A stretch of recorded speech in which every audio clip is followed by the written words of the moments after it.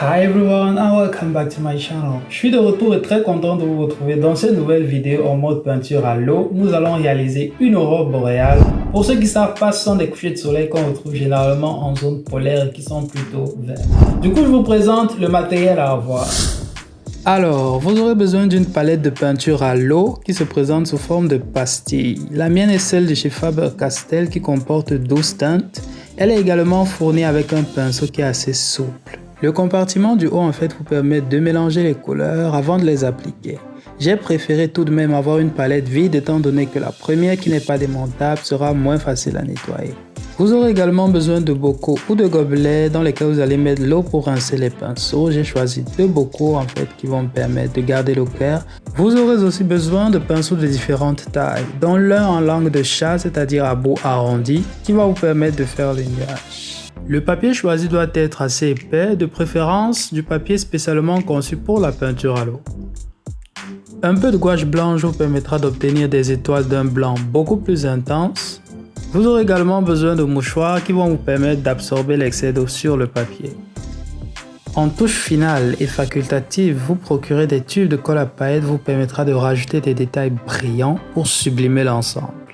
Et maintenant, on y va! Je remplis mes bocaux avec de l'eau qui va me servir à rincer les pinceaux. Ensuite, je prépare les couleurs que je vais utiliser, à savoir le vert clair, le vert foncé, cette sorte de pêche dont je vais vous montrer la composition tout à l'heure, et aussi du bleu clair, etc. Puis, j'humidifie le papier. Il ne faut pas qu'il soit trop mouillé ni trop sec. Il va falloir trouver le juste milieu. Juste après, j'applique la première couche de vert clair qui va me servir de base. Je l'applique progressivement allant du bas vers le haut, ensuite je l'intensifie un tout petit peu plus au milieu parce que c'est là que va se situer la démarcation entre le sol et le coucher de soleil. Juste après je rajoute du bleu de part et d'autre pour former les premiers nuages et ensuite je mélange du violet chaud, du rouge, du orange et du blanc pour former cette teinte à peu près corail, beige. Je me sers du jaune pour intégrer cette nouvelle couleur au vert juste en bas, étant donné que les teintes rougeâtres et verdâtres se mélangent en donnant des couleurs un peu étranges. Du coup, il faut une transition entre les deux. Ensuite, je rajoute du violet chaud juste au-dessus qui tend vers le rose pour créer une autre nuance de même. Et juste au-dessus, j'ajoute le bleu clair tout en essayant de contrôler la quantité d'eau sur le papier.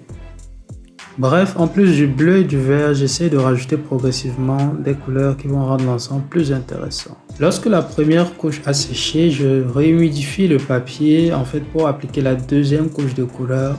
J'applique une fois de plus cette sorte de violet rose. Juste au-dessus, je réapplique le bleu clair. Cela va se mélanger à la couleur que j'ai appliquée précédemment pour former une couleur entre les deux. Ensuite, je réapplique du bleu sur mon fond vert pour créer des nuages de plus en plus structurés. En rajoutant de la couleur progressivement, j'obtiens ceci. J'ajoute du bleu foncé sur certaines zones pour intensifier et pour rendre l'image un peu plus profonde. Puis je reporte ce même bleu vers le bas pour créer en fait la transition entre le ciel et le sol. Je fais quelques ajustements au niveau des nuages et ensuite je prépare du noir que je vais appliquer en fait pour créer le sol. Je commence par le bas et progressivement je monte, puis je rajoute du bleu foncé qui se rapproche du noir pour essayer de créer un dégradé entre les deux. Ensuite je rajoute du noir pour intensifier. Maintenant je crée mes silhouettes d'arbres. Normalement, c'est pas très compliqué, mais ensuite je me suis dit pourquoi ne pas rajouter des montagnes. Ce que j'ai fait juste après, je rajoute peu à peu de la couleur pour en fait créer les silhouettes de montagnes.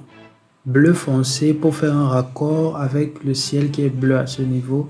Juste après, je mélange du violet chaud et du bleu foncé pour créer en fait ce violet froid, ce violet bleuté en fait, que je vais appliquer en haut. Puis je crée mes nuages blancs qui sont en fait la partie lumineuse du nuage. Cela va me permettre d'ajouter de la luminosité à mon dessin et contraster avec les parties foncées. Vous pouvez bien sûr vous servir d'une photo de référence pour savoir où placer chacun des éléments. J'intensifie encore le bas de l'image pour créer du contraste et de la profondeur et je continue mon dessin des arbres. C'est un peu au feeling que je rajoute des arbres de part et d'autre en essayant de garder la cohérence du dessin. J'essaie de ne pas en mettre trop et de ne pas en mettre trop peu non plus. Ensuite, je fais des ajustements, je rajoute de la couleur ou des éléments où il en faut. Puis je me sers du plus gros pinceau pour projeter de la gouache blanche dans le ciel et créer quelques étoiles. Et en touche finale, je rajoute de la brillance avec les tubes de colle à paillettes que je vous ai présenté au début en fonction des couleurs que j'ai déjà appliquées sur le papier. Et voilà le résultat.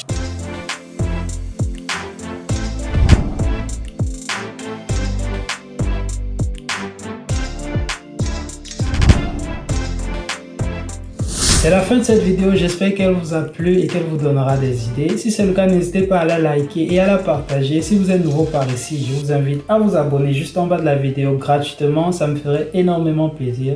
Et sur ce, je vous dis portez-vous bien et à la prochaine dans une nouvelle vidéo.